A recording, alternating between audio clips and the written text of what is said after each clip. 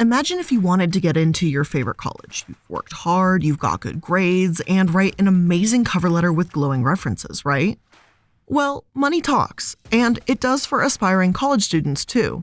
Enter the college admissions scandal, when wealthy parents paid their kids' way into prestigious colleges. It feels like it all just happened yesterday, but can you believe that this actually started 3 years ago? And yet, the leader of it and the main orchestrator of the scheme has yet to be sentenced. The family that created Hot Pockets, famous actresses, a Napa Valley vineyard owner. Plenty of uber-wealthy people were involved in this scam, paying tens to hundreds of thousands of dollars to get their children admitted into prestigious universities. So, how did it finally fall apart? And how did it begin? Hello everyone, and welcome to Multi-Level Mondays. Today, we're going to be chatting about a scam known as the college admissions scandal, or codename Operation Varsity Blues. Authorities first became aware of the scam when they went to arrest Maurice Tobin. Back in April 2018, they went to his French chateau-style mansion with a warrant, ready to seize all his financial records. He'd been involved in a stock scam that defrauded investors of millions of dollars. According to Forbes, Tobin had orchestrated a classic pump-and-dump scheme involving penny stocks. He reportedly owned about 95% of CURR, Cure Pharmaceutical Holding Corp., and his partners launched a promotional campaign to inflate the stock price. And while they were inflating the stock price, he was secretly offloading shares. Other companies such as GS Valet, a public shell company, were involved. He renamed them, then distributed shares among different offshore entities and orchestrated a reverse merger that led to 10.5 million shares being transferred. It was an absolute mess, to put it mildly, a $15 million mess that Tobin had been taking part in from December 2016 to June 2017. So things weren't looking good for him, obviously. His life went from being comfortable, cushy, wealthy to anything but that. Federal agents offered him the standard deal that they do with plenty of white-collar criminals. Come clean and they might offer some leniency. Tobin was looking at the possibility of years in prison and a 7-figure fine, so he'd be absolutely stupid to refuse. However, rather than tell them about his pump-and-dump scheme, Tobin offered something else: the college admissions scandal. Tobin told investigators that there was a Yale soccer coach they might be interested in speaking to, Rudy Meredith. Rudy told Tobin that if his daughter wanted admission to Yale, he wanted a bribe, $450,000, according to a recorded phone call. $500,000 to just guarantee a single student's admission. Now, Rudy was quick to point the finger to somebody else, someone named Rick Singer. And Rick, in fact, was the mastermind, and Rudy insisted that, and he was just a coach going along with it to line his own pockets. What prosecutors soon realized was that as greedy as the pump-and-dump scam was, they were about to fall onto a $25 million scheme that was bigger than anything they had imagined.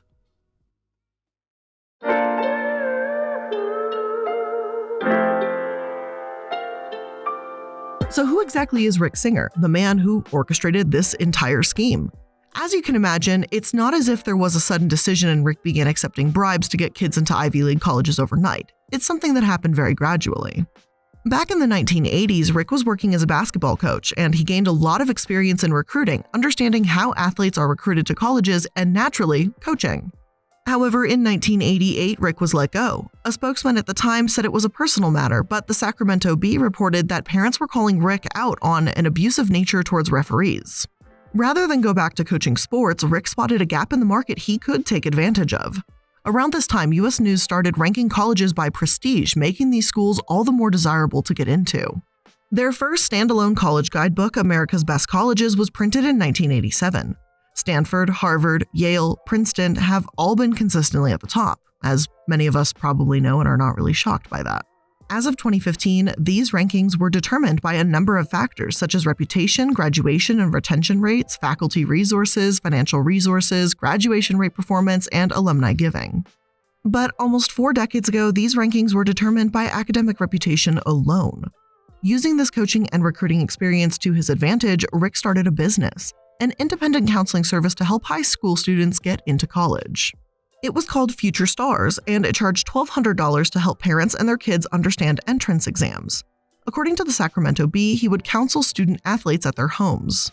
Ron McKenna, a fellow coach and counselor at Kennedy High School in the 1990s, spoke highly of his experience working with Rick during his time, and he said, "He was the kind of guy who would give you the shirt off his back to help. He was that generous. He was generous to a fault, even to strangers." And he was a great recruiter when we were at Sacramento State. He loved to go into places like East Los Angeles to recruit, and he'd get out there and play with prospects, talk their language. College admissions were becoming big business. Rick even spoke at college fairs, such as Rio Mirada in Sacramento in 1993. Though he was described as dry but informational, Rick worked hard to put his name out there. Soon enough, his business was booming. Even in these early days, though, there were some questionable aspects to the way he ran things. According to the Rio Mirada, Rick would build in fear of the clients he worked with, fear of not getting into college or fear of not getting into the right college. He would sell parents on the idea that he was doing things that overworked high school counselors just couldn't do, and make them believe he was the only way their children would get into their dream school. Desperate parents believed him, and Rick became so known that he started developing his own terminology for his business, using the side door. Getting into a college the normal way, as he put it, which was just putting in the hard work and applying, is using the front door. Making a large donation to have a college take a second look at an application is using the back door. Rick wasn't suggesting parents donate to schools directly, but instead donate to him, and then he would speak to, i.e. bribe, coaches, admissions employees, and others to guarantee a student spot. Now, this side door was guaranteed and obviously illegal, yet Rick seemed legitimate because of the connections he built, so people were hesitant to confront him, and the scheme continued. As for how these parents gave Rick money, they obviously didn't simply transfer it over into his bank account. Instead, Rick used a business. Back in 2004, he created The College Source, another admissions counseling business after selling Future Stars. He even helped develop an online high school sold to Kaplan. In 2007, he created The Key, or the Edge College and Career Network, a for-profit college counseling company, along with its nonprofit branch, Key Worldwide Foundation. Now, The Key was nothing more than a way for parents to donate to Rick, to guarantee their children a spot in top schools. Plus, since it's a donation, this would also give wealthy parents a tax break and allow Rick to gain the money tax-free as well. Rick had effectively set up a nice, lucrative business for himself by opening these side doors, and for a time, no one was wise to his antics. So why did it take so long to uncover this fraud? Well, there are two main aspects to Rick's deceit: the sports and the tests. So let's start with the sports.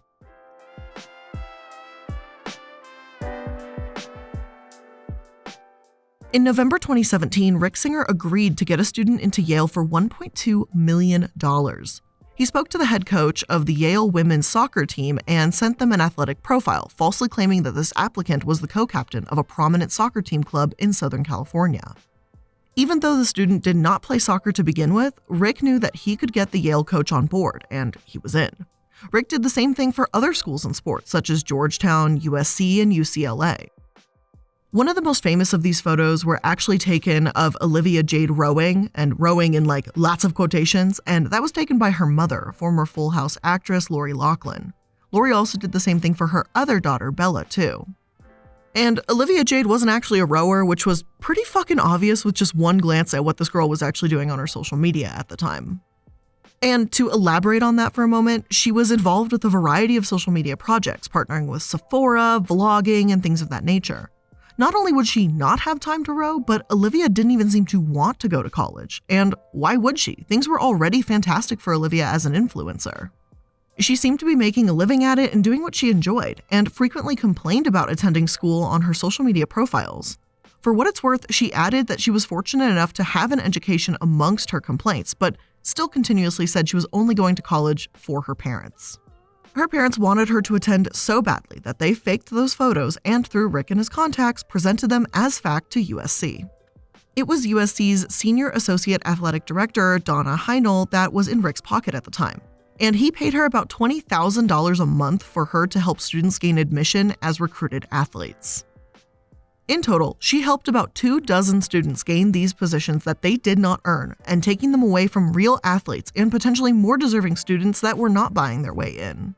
After all, USC, like other prestigious universities, reserves a certain number of slots for gifted athletes. By working with Heinel, Rick was ensuring his clients were going to be in those spots that the school wanted to fill, and Donna received $160,000 for doing it. One of the very students that Heinel was helping be admitted to USC was actually Olivia Jade herself. However, while this seemed like the perfect scam, there were those that were suspicious, like Olivia's own high school counselor. As we mentioned, it was pretty apparent that Olivia was not involved in any sort of crew team. So once her guidance counselor, Philip Petroni, heard that she was admitted to USC as a crew athlete, he went to USC themselves to raise his concerns. Olivia Jade's father, Massimo Giannulli, was upset and confronted the counselor, saying that he was trying to ruin or get in the way of his daughter's opportunities. Meanwhile, Donna left Rick Singer a panicked voicemail stating that she didn't want any parents getting angry and creating a disturbance at the school. "I just don't want anyone getting into the high school, yelling at counselors. That'll shut everything down," she told Rick.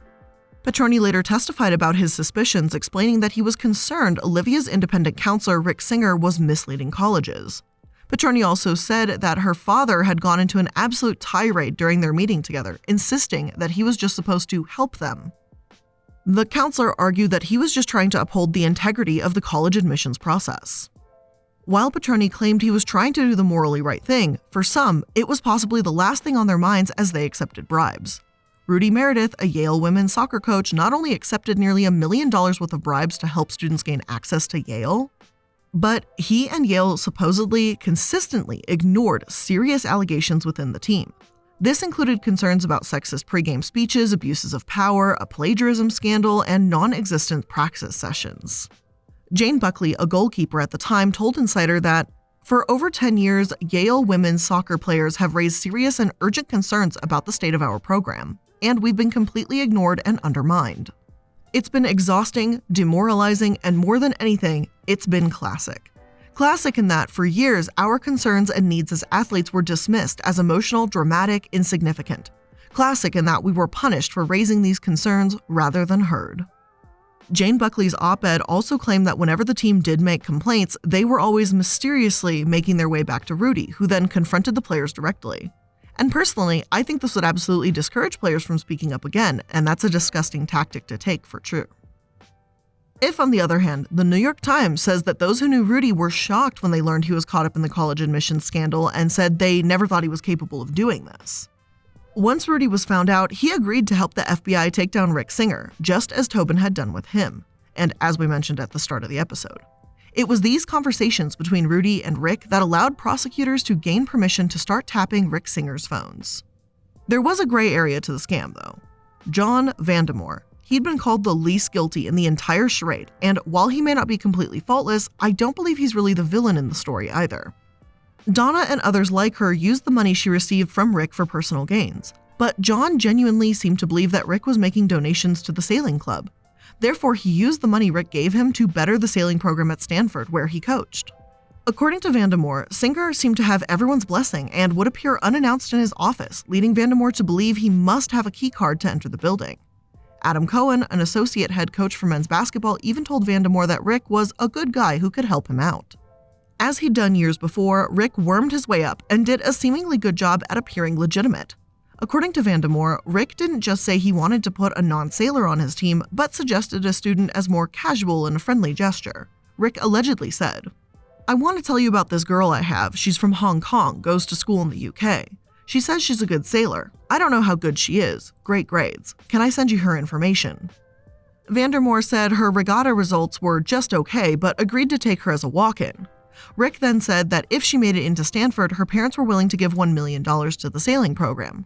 The girl's family, the Zhao family, later stated that they had given Rick $6.5 million to donate to Stanford via the backdoor route we had mentioned, and did not intend it as a bribe. They also claimed to be victims. Whether or not that's true, it's easy to see how Vandemore may have fallen for Rick's scheme. Rick also claimed that he had connections to other Stanford coaches, he was welcome and known within the school, and he seemingly presented students as suggestions. When he gave money, it went straight back to the sailing program, something Vandemore was happy to accept.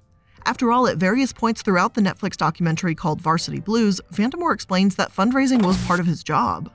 Although Stanford may be an especially prestigious school, their sailing program isn't exactly their most popular, to say the least. The athletic director himself allegedly didn't even recognize their achievements, such as winning a national championship during meetings, and barely acknowledged Vandemore himself. So, to be handed hundreds of thousands of dollars in donations by Singer, it was basically too good to refuse, and Vandemore didn't know he had anything to be suspicious about.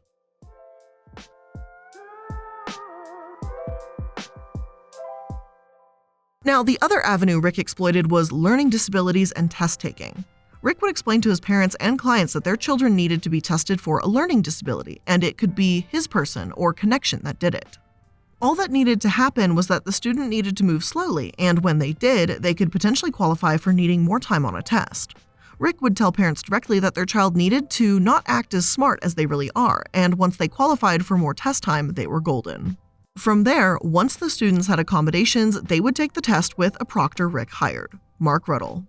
The student would then take the test and an answer sheet alongside with it, filling in those bubbles, which allowed Mark to rebubble and refill in the correct answers. Rick hyped up Mark, and news organizations called him a test-taking whiz, but it's important to recognize that Mark isn't really some incredible genius. He's an adult taking a high school level test. He didn't have inside information, he works within the test preparation industry. Akil Bello, a test prep expert, says that anyone within his industry should be able to do what Mark did. It's just a matter of who's willing to do it and compromise their ethics in such a fashion. Bello honestly summed this up better than I ever could. When you look at it in the light of the scandal, when you have predominantly rich families who had every advantage that they should be fine on the SAT, they're gonna score on the highest demographic. They had all the prep in the world that they wanted, and yet they still cheated.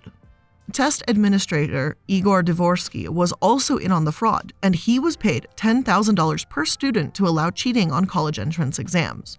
In total, he accepted about $200,000 worth of bribes for 20 separate students. Parents like Michelle Javanis, whose family helped create Hot Pockets, they questioned how their children couldn't find out. She said that her older daughter hadn't cared about the test, but told Rick that my younger daughter isn't like my older daughter, she's not stupid. Throughout the Varsity Blues documentary, Rick gave parents a variety of reasons that they could give to their children, like it's more convenient in LA to be near those colleges and they're already set it up, whatever they needed to say. I'm not sure if these students, these kids, would assume that their parents would help them cheat on a test, but many were deceived either way. Infuriatingly, the way that Rick manipulated test taking meant that the college testing industry had to scramble to try and prevent this from happening again. I have plenty of issues with College Board as a whole, and I've talked about it before, but that doesn't make it any less disgusting how Rick exploited them. The scheme took advantage of our efforts to accommodate students with disabilities. We've never seen somebody try to weaponize that or turn that into their advantage to beat our security systems. So that's new, and we're addressing that specifically, Peter Schwartz, Chief Risk Officer and General Counsel for the College Board, told the New York Times. Now, students who need double the time or more are required to take it at their home schools. College Board officials also said that Riddle's skill wasn't all that special and in fact demonstrated how a large score alone doesn't prompt a red flag for cheating. Again though, he was an adult taking a test made for kids within a test-taking industry. Others, like Miriam Friedman, a special education lawyer, said that this was a scandal waiting to happen because in some communities, it's well known that psychologists will provide paperwork attesting to disabilities like ADHD for the right price. Data from 2017 also shows that the requests for special accommodations doubled between 2010 and 2016, and about 85% of those requests were granted. Of course, it's possible that as we've become more aware of mental health and the importance of taking care of yourself and the variety of ways in which to do that, more students are getting the help they need. I don't want to imply that these students are faking it or asking for accommodation they don't deserve or don't need. I'm sure many of the requests are in fact legitimate. However, there are those, like the super rich parents we've discussed today, that will take advantage of the system and pay for a false diagnosis for said accommodations. And before we continue on to talk about the legal battles that unfolded with the scandal, let's just take a quick moment to thank today's sponsors. Today's episode is sponsored by America's #1 meal kit, HelloFresh. HelloFresh sends farm-fresh seasonal recipes with pre-portioned ingredients straight to you. It lets you cut out mealtime planning and searching around the grocery store and even cuts down time in the kitchen, with most meals taking 30 minutes or less. So you get convenience, you get quality, and you get deliciousness. Plus, there's so much variety and ability to customize your order to your needs. I don't know how many times I can emphasize that I love planning things. And when I get to plan my meals like 6 weeks in advance with HelloFresh and know exactly what's coming, when it's coming, and all of that, it's the easiest. It is the best thing in the world, and you can do it all on their app. So it doesn't matter if I want to swap out a protein to change what's on the menu exactly or upgrade to create a more luxe version of my meal. There's something for everybody. So if you want to get started, make sure you go to hellofresh.com/MLM16 and use code MLM16 for up to 16 free meals and 3 free gifts. That's up to 16 free meals and 3 free gifts at hellofresh.com/MLM16 with code MLM16. Now, paying off high interest debt can feel really discouraging. You keep making your payments, but the interest basically cancels it all out. Well, Upstart can help you pay down that debt to help you get back to living your life. Upstart is the fast and easy way to pay off your debt with a personal loan, and you can do it all online. Rather than only looking at your credit score, Upstart considers other factors as well, like your current employment, income, and your credit history, all to find you a smarter loan rate. Because especially in these trying times, it's important that you're searching for the best rates for the best thing to fit your lifestyle. So check out your rate online without impacting your credit score for loans between $1,000 to $50,000 for anything that you need. Find out how Upstart can lower your monthly payments today when you go to upstart.com/MLM. That's upstart.com/MLM. Don't forget to use our URL to let them know that we sent you. Loan amounts will be determined based on your credit, income, and certain other information provided in your loan application. Upstart.com/MLM.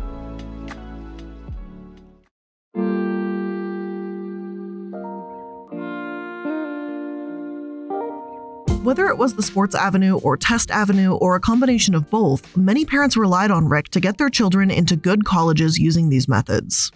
And for a while, it worked. However, once Rudy sold Rick out, he knew he'd have to cooperate with the FBI. Rick made phone calls with the parents giving him bribes, telling them that his foundation was getting audited. He'd ask leading questions such as, "We paid Gordy to help a student get into Georgetown," Gordy being a Georgetown tennis coach. Parents would typically agree and say, right, being none the wiser, and agree to tell anyone that their money was just a donation to his organization. As for Vandemore, his phone call went a little bit differently. He explains that when Rick called him, he was rushing out the door from work. "I was just yaying him to death," Vandemore explained, like he was talking a bit absent-mindedly.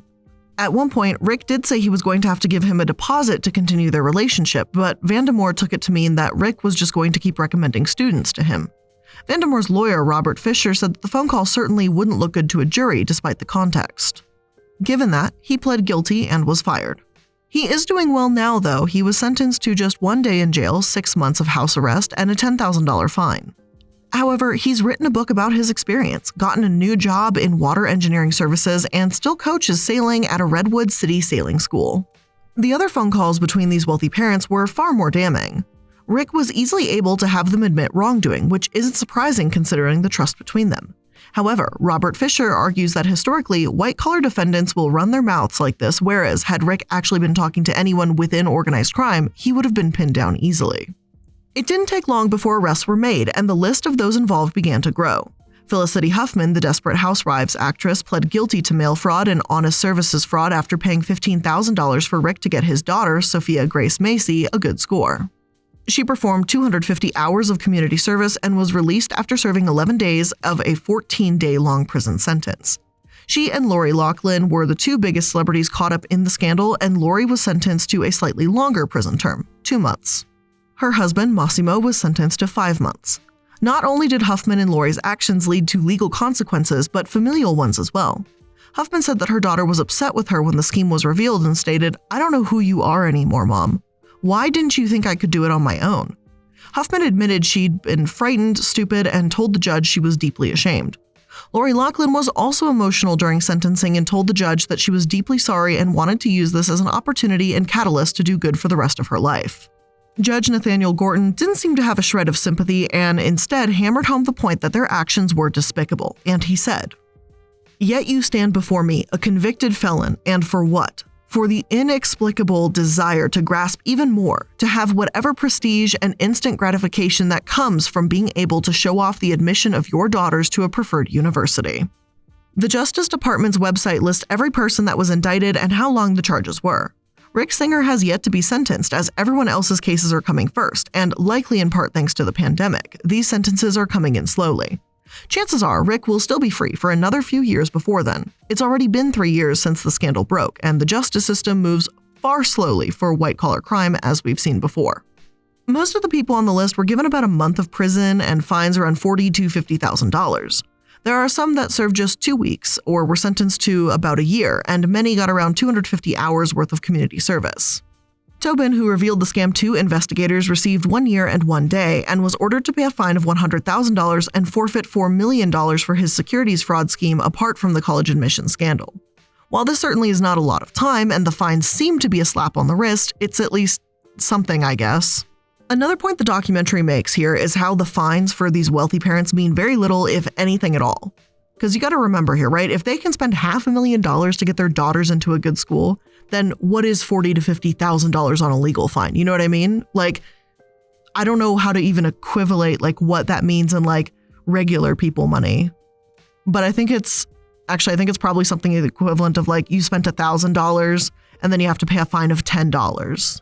I may have done my numbers wrong. I never have claimed that I'm a math person, but it's something like that. It's ridiculously stupid and low. Now, I agree with those in the documentary who say that had the money been put towards helping underprivileged kids get into college, or at least some good could have come from this, but that's not what happened here. Instead, this isn't really going to do much. Rick's side door may be closed, but that back door of just donating millions of dollars to schools, that one's still open.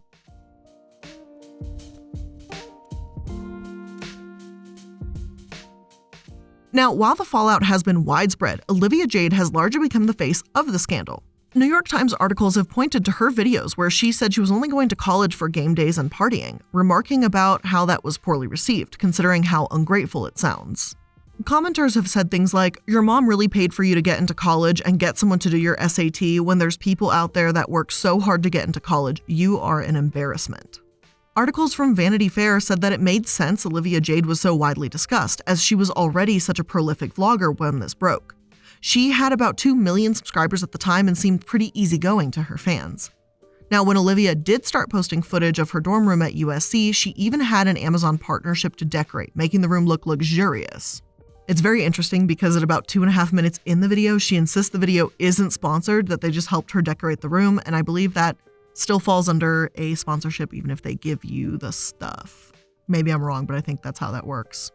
Even so, many were insulted that she could make money or at least gain so many products from attending college when she didn't even earn her place there, let alone want to be there, as Vanity Fair wrote in 2019. Over the last week, each day has seen a new headline gleamed from a throwaway line in an Olivia Jade vlog. Us Weekly has been churning them out factory style. Lori Loughlin's daughter, Olivia Jade Giannulli, once joked she literally never went to high school. Lori Loughlin's jokes about paying all this money for Olivia Jade's education in resurfaced video amid college bribe scam, and so on. Amidst the scandal, Olivia Jade eventually dropped out of USC. The school put her account on hold, meaning she couldn't register for classes or acquire transcripts. Her sponsorships dwindled, posts of her saying how much she hated school kept emerging, and her social media was quiet for quite some time. In late 2019, she returned and continues to post on YouTube, vlogging about her beauty routines and things of that nature, though as of writing this, it's been about 2 months since she's last uploaded. There's been a lot of speculation about how much Olivia knew about her parents' actions, though she's denied being aware of the bribes. She said on Red Table Talk that she wasn't fully aware of anything and felt that she couldn't go back to school once the scandal broke because she was too ashamed. Everyone from Cosmopolitan to New York Times discussed her appearance on the Red Table Talk show. The New York Times noted how Miss Banfield Norris, known on the show as Gammy or Gam, didn't want to welcome Olivia Jade at all, and I honestly can't blame her. Here's what she said.